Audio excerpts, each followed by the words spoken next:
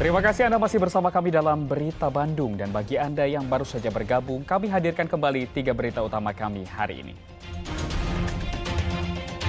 2 mayat wanita dengan kondisi penuh luka ditemukan di pantai Ujung Genteng, Sukabumi.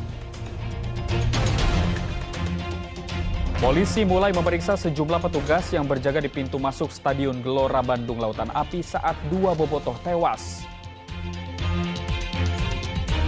Pawai Ta'aruf menandai dimulainya MTQ ke-37 tingkat Provinsi Jawa Barat dihadiri ribuan warga di Sumedang.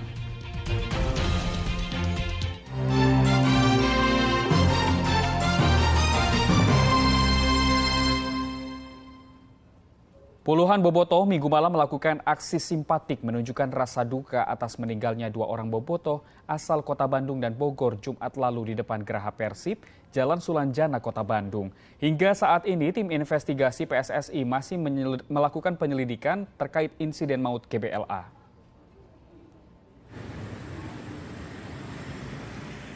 Minggu malam, puluhan supporter Persib menyalakan lilin dan menabur bunga tanda ikut berduka cita atas meninggalnya Sopiana Yusuf dan Ahmad Solihin, 2 orang bobotoh di GPLA Jumat lalu saat Persib melawan Persebaya Surabaya dalam laga grup C Piala Presiden 2022. Di depan Geraha Persib, sejumlah elemen bobotoh sepakat tidak akan hadir langsung pada pertandingan Persib melawan Bayangkara FC hari ini. Mereka juga meminta PSSI dan panitia mengevaluasi pemeriksaan karcis masuk penonton yang memicu insiden maut tersebut. Evaluasinya harus total menyeluruh semua, dari mulai alur flow masuk kendaraan, penonton, ring 1, ring 2, ring 3 penyaringan penonton, alur mekanisme tiket dan lain-lain. Saya kira semua pendapatnya sama, dan yang paling disoroti adalah kedisiplinan petugas ya. Di GBA kemarin sangat telanjang sekali, sangat terlihat sekali, tiket dijual 15.000 tapi teman-teman mungkin bisa menyaksikan sendiri stadion full sesak, artinya sisanya itu masuk lewat apa kan, artinya tidak punya tiket. Nah, itu. Di sisi lain, Ketua Umum PSSI menyatakan pihaknya telah menerjunkan tim investigasi yang diketuai anggota Exco dan Komisi Disiplin PSSI untuk menyelidiki penyebab insiden maut di GBLA yang merenggut 2 nyawa bobotoh tersebut. Tidak hanya tim investigasi PSSI yang turun, tapi juga pihak kepolisian. Kita menurunkan tim investigasi karena kegiatan tersebut adalah LOC, ada panitia di lokal. Nah, kita hanya pendampingan. Namun demikian kita akan turunkan nanti tim dari PSSI, kita akan mengurai kenapa bisa terjadi. Itu. Pihak PSSI juga mengakui saat insiden terjadi kapasitas tempat duduk dalam Stadion Gelora Bandung Lautan Api yang harusnya terisi 75% saja justru penuh sesak sehingga diperkirakan menampung 40.000 penonton. Muhammad Rizal dan Muhammad Abbas melaporkan dari Kota Bandung dan Kabupaten Bandung Barat. Polda Jawa Barat memeriksa sejumlah petugas yang berjaga di pintu masuk Stadion Gelora Bandung Lautan Api saat 2 bobotoh meninggal dunia Jumat lalu. Polda Jawa Barat hari Senin memeriksa petugas yang berjaga di pintu masuk Stadion Gelora Bandung Lautan Api Jumat lalu. Pemeriksaan ini dilakukan terkait tewasnya 2 supporter Persib Bandung saat akan masuk ke dalam stadion dari pintu utara Stadion GBLA untuk menyaksikan pertandingan Persib Bandung melawan Persebaya Surabaya. Namun polisi belum memeriksa panitia penyelenggara pertandingan. Pertama memang melakukan pendalaman dan penyelidikan untuk bahan investigasi terkait dengan insiden tersebut. Dan yang kedua, ini juga kita jadikan masukan untuk bahan evaluasi untuk progres pertandingan selanjutnya. Kita harus tahu dulu faktornya, faktor penyebab kejadian itu dulu. Sehingga di sana baru kita bisa urai kepada siapa yang harus kita periksa lagi lanjutan. Mempertimbangkan usulan bobotoh, panitia pelaksana pertandingan grup C Piala Presiden akhirnya memindahkan laga terakhir yaitu Persib melawan Bayangkara FC malam ini dari Stadion Gelora Bandung Lautan Api GBLA ke Stadion Sijalak Harupat di Kabupaten Bandung dan tanpa penonton. Muhammad Rizal melaporkan dari Kota Bandung. Parahnya penyebaran penyakit mulut dan kuku di Kabupaten Bandung membuat penjualan domba jelang Hari Raya Idul Adha sepi. Pasar hewan ternak domba di Banjaran, Kabupaten Bandung, Senin pagi tetap buka. Meski Kabupaten Bandung dalam keadaan darurat wabah penyakit mulut dan kuku atau PMK. Namun 2 pekan jelang Idul Adha, kondisi jual beli masih sepi, tidak seperti tahun lalu. Sekarang mau sepi, kalau sekarang mah ya nggak ada yang beli. Ada sih ada, tapi belum seperti yang dulu-dulu gitu. Dulu mah kalau udah bulan sekarang teh udah banyak yang beli, sekarang mah nggak ada. Kondisi ini kemungkinan besar adalah akibat tingginya penularan penyakit mulut dan kuku di Kabupaten Bandung. Saat ini tercatat ada 2.600 ekor hewan ternak yang positif penyakit mulut dan kuku di 25 kecamatan, termasuk Banjaran. 10 ekor diantaranya adalah ternak domba, sedang sebagian besarnya adalah sapi perah dan pedaging. Pemkab Bandung menyatakan untuk menghentikan penularan akan segera memvaksinasi sapi yang masih sehat. Karena walau bagaimanapun ini kan virus yang tidak bisa kita kelihatan secara fisik, tetapi harus segera dilakukan vaksinasi ya.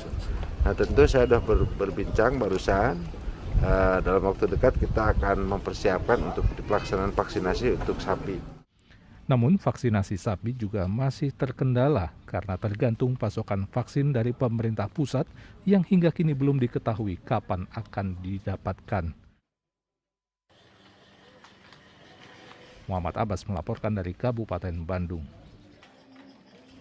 Pencabutan subsidi bagi 70 jenis komoditas pupuk yang biasa diakses oleh petani dan pembatasan subsidi bagi pupuk urea dan NPK membuat petani padi di Purwakarta resah. Apalagi saat ini harga gabah cenderung anjlok saat memasuki masa panen. Bak sudah jatuh tertimpa tangga.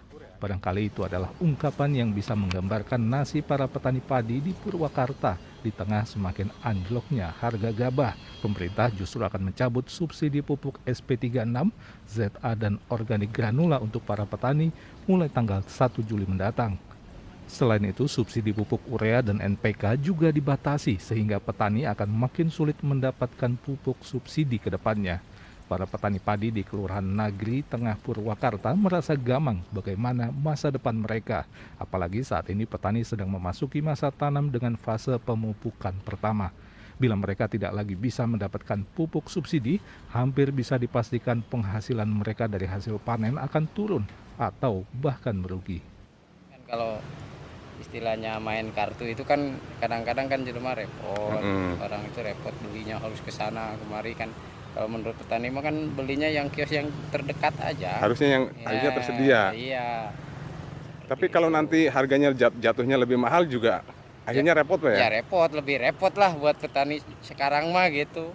Cuman belinya itu jangan dibikin repot ya. Kalau petani mah kan belinya harus yang kios-kios yang terdekat gitu. Jadi untuk yang subsidi Pak ya? Iya, jadi nggak repot buat petani. Ya alasannya kan sekarang harga gabahnya tetap, tapi pupuk melonjak ya. Pupuknya keberatan buat petani gitu aja. Saat ini harga gabah panen petani anjlok hingga Rp350.000 per kuintal dari harga sebelumnya yang bisa mencapai Rp500.000 per kuintal. Bila petani tidak dapat mengakses pupuk bersubsidi, biaya pemupukan yang ditanggung oleh petani pun akan membengkak. Zainal Arifin melaporkan dari Kabupaten Purwakarta. Kita beralih ke informasi lain. Keseruan tersaji saat pawai ta'aruf MTQ ke-37 Jawa Barat di Sumedang Minggu pagi. Tak hanya menampilkan seni tradisi, para peserta pawai juga memakai kostum yang unik. Pawai ta'aruf menandai dimulainya MTQ ke-37 tingkat Provinsi Jawa Barat yang digelar di kawasan alun-alun Kabupaten Sumedang hari Minggu lalu. Sejak pagi, ribuan warga menyaksikan pawai ta'aruf yang menampilkan kesenian tradisi seperti sisingaan dari Subang, jajangkungan dari Karawang, domba dari Garut, serta wayang dari Kota Bandung. Selain itu ada juga kostum unik berbentuk ayam dan ondel-ondel, serta kostum yang terbuat dari lidi bernama Nyerere yang merupakan kesenian Barengbeng Ciamis. Baju Nyerere. Oh, dari kesenian mana sih ini? Kesenian Barengbeng Ciamis. Itu gimana sih perasaannya ikut pawai ta'aruf di Sumedang? Senang banget. Bisa berpartisipasi, terus nambah pengalaman, terus juga meningkatkan pengetahuan kita tentang budaya. Pawai Ta'aruf yang diikuti sekitar 2.000 peserta dari 27 kabupaten kota se-Jawa Barat adalah rangkaian acara yang dilakukan untuk mendekatkan musabaqah tilawatil Quran ke masyarakat. Ta'aruf adalah dalam rangka menyemarakan bahwa MTQ sedang dimulai, orang bisa ikut memeriahkan, menyemarakan, dan lebih dari itu adalah bagaimana MTQ ini bisa membumikan Al-Quran, aku dalam arti melestarikan nilai-nilai Al-Quran dalam kehidupan sehari-hari, menjalankan nilai itu dalam sehari. Dalam MTQ kali ini, pertandingan akan diselenggarakan di 12 tempat berbeda yang tersebar di kota Sumedang, dan penjurian juga akan dilakukan secara langsung melalui daring. Pemenang dari sini kita berbeda dengan sebelum-sebelumnya karena inilah pertama kali kita melakukan MTQ real time ya. Jadi ini karena Sumedang terkenal juga dengan digitalisasi, jadi literasi digitalisasi MTQ akan berawal dari Kabupaten Sumedang. Kejuaraan MTQ Jawa Barat ini akan berlangsung selama 1 pekan di Sumedang dengan mempertandingkan 7 cabang lomba. Agung Gunawan melaporkan dari Kabupaten Sumedang. Dan informasi tadi mengakhiri jumpa kita dalam Berita Bandung hari ini. Atas nama rekan kerja yang bertugas, saya Doni Hermatra mengucapkan terima kasih atas kebersamaan Anda. Selamat beraktivitas dan sampai jumpa.